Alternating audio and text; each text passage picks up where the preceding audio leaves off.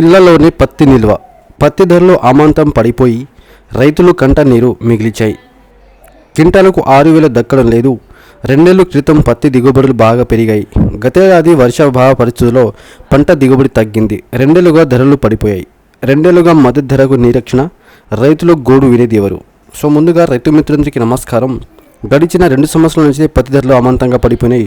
So దాని గురించి మనం ఈరోజు మాట్లాడుకుందాం. ఎందుకు తగ్గిపోయినాయి? గతేడాది వర్షాభావ పరిస్థితులతో పంట దిగుబడి తగ్గింది. 2 నెలలుగా ధరలు పడిపోయాయి. తక్కువ ధరలకు అమ్ముకోలేక ఇళ్లలో నిల్వ ఉంచుకుంటున్నారు. చేతికి పెట్టుబడులు అందక రైతులు చితికిపోయారు. ప్రభుత్వం మద్దతు ధరలు కల్పించామని పాలకులు ఉదరగొడుతున్నా కిలో పత్తి కూడా కొనుగోలు చేయలేని దుస్థితి. పత్తి నాణ్యత లేదని భారత పత్తి సంస్థ అయిన CCI ముందుకు రావడం లేదు. మద్దతు ధరతో ప్రభుత్వాలు దగా చేస్తున్నాయని జిల్లా రైతుల సంఘం ప్రధాన కార్యదర్శి చంద్రశేఖర్ రెడ్డి ఆవేదన వ్యక్తం చేశారు.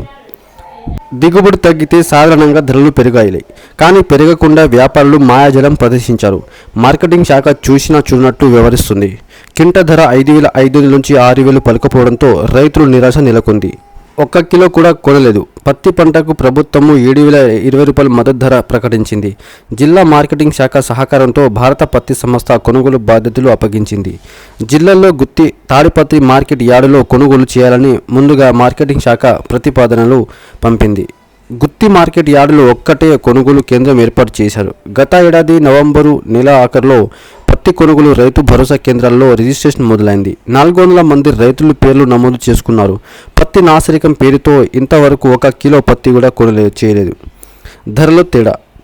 పాత పత్తి నిల్వలు వస్తాయని గుర్తించిన భారత పత్తి సంస్థ క్వింటా 6,900 రూపాయల ధర తగ్గించింది. క్వింటాకు 100 రూపాయల సీసా తగ్గించింది.